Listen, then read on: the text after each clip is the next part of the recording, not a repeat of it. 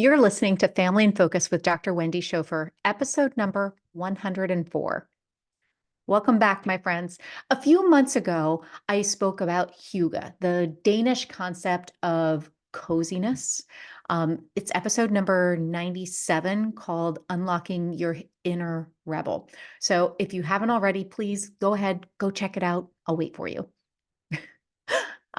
In the episode, I really kind of discover how my inner rebel is soft and vulnerable.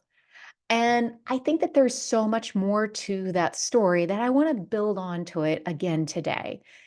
At the time that I recorded that episode, I had just returned from Denmark just a few weeks prior.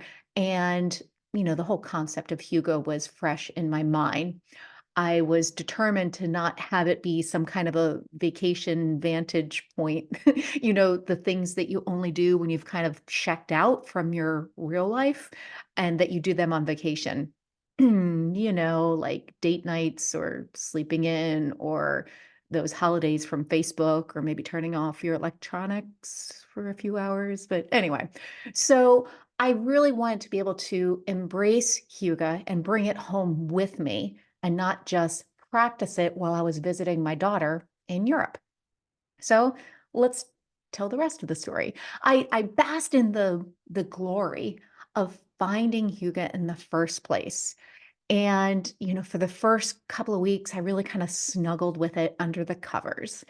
And then maybe about a month or so ago, so, somewhere around November, I found myself running around with my hair on fire, trying to fit all sorts of things in, planning for Thanksgiving, thinking about my kids and kind of juggling when and where they were going to be with school and travel and everything, and my upcoming launch. And also, hold on a minute, truth be told, I had also had all of the shifting of things going on in my mind because my husband had just received those new orders to Guam just a short period before then. And so I was frenzied and trying to outthink and plan for everything. I needed to find the best options to make it all fit together for my kids, my dogs, my marriage. And then somewhere, perhaps, there was just a little bit left over for me. There's a question mark at the end of that. I really found that I'd gone back to my old ways. And I mean, let's keep it in mind, my old ways had been working in certain ways. I have discovered and shared, how I had a strength of being a maximizer. I can Tetris the snot out of any problem. I can uncover all the different perspectives and options to consider, how they all could fit together or which one I need to kick out because it doesn't fit. I can find out what's the best optimal situation. My Google Calendar, by the way, is a Tetris work of art. But Hygge isn't about Tetrising it all together. Hygge to me meant creating space. And that's what I was missing. I was missing space. Space, up here in my head, space in my schedule, space to just kind of like stretch out. I craved it. And in that white space, the coziness, so again, where I'm connecting that with Hygge, when I have that white space, I am able to let my mind wander. That's where I find my creative side, my creativity really kind of goes wild. I'm able to explore and yeah, create. Creating isn't something where I'm trying to fit all of the existing pieces of what I have now together. It's actually, yeah, like reinventing, being creative about what it is that I want in the first place. And then if I want it to actually fit together or not. And so it was really interesting. I made a note as I was observing all of this, not to give myself grief for going back to my old ways. Of course, I had practiced this constant movement, and maximizing for years. It was an easy habit to hold on to.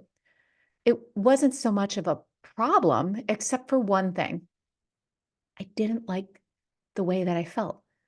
I didn't feel the way that I wanted to. I felt rushed, stressed, frenzied, even though I had paired off so many of the things that I had previously thought made me feel that way. Well, okay. I mean, this is the insight that I've had over the last couple of years. Actually, I felt that way, that stress and rush and frenzy, because I thought it was important to feel that way. But that's what was so magical about Hygge. I had had this experience of Hygge to show me otherwise. And so, right around that same time, a cold snap came over Virginia.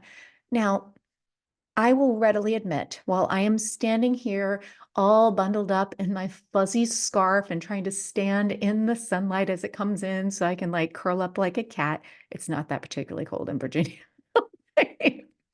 But as this cold snap came over Virginia, I turned on the fireplace. I ordered about 3 years worth of my favorite tea on Black Friday, and I started making hot tea and sitting by the fireplace, curling up with my dogs. And it was just like I just let everything slow down and soften. And I started listening to my body, which, is getting up somewhere between 5 and 6 every morning. And my body started saying, hey, look, it's time to sleep. As soon as it got dark around 6 o'clock, I wanted to slow down. And so I found that I really love the way it feels when I listen to the rhythm of my body. And now I guess I have a name for it, Hygge, that softness, the coziness, the warmth. It Well, yeah, it still feels kind of odd at times, mostly when I think about all the other things that I can and should and would be doing as I'm getting cozy on the couch with my tea and my dog and my husband and the blanket and Schitt's Creek and all the good things. And I notice that that's not a problem with the approach. I can just notice it. I think I should be doing all these things.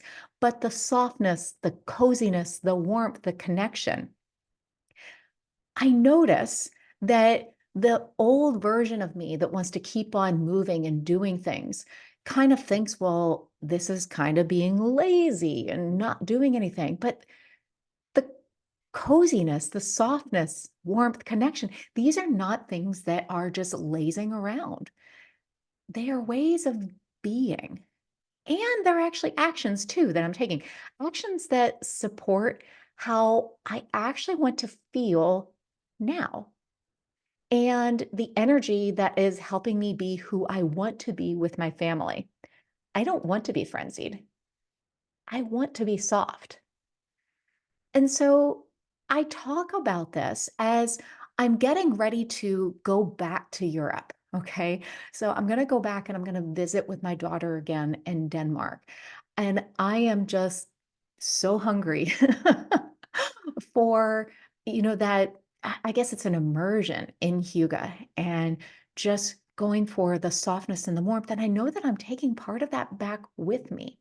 I'm looking forward to that immersion because it's something that I've just been so hungry for. And maybe it's just kind of like an inoculation, something where I just get an added booster of it. And the other thing is that I'm highlighting that, you can embrace whatever view it is that you want, even when it seems like it's a contradiction. In fact, I'm embracing the contradictions of loving lots of pieces, all these moving pieces in my life, and the softness and the coziness that actually help me really enjoy them one at a time. So, what about you? What is it that you want to embrace? What is it that you want to feel, how you want to be? Aren't these really the questions? They are wonderful questions for when you're sitting on the couch under that blanket, maybe that dog, and with the hot cup of tea. Enjoy. I'd love to know what's coming up for you. So, as always, drop me a line. I love getting messages from you. I love it. So, drop me a line. It's Wendy at wendychauffeurmd.com. And hey, I'll see you soon.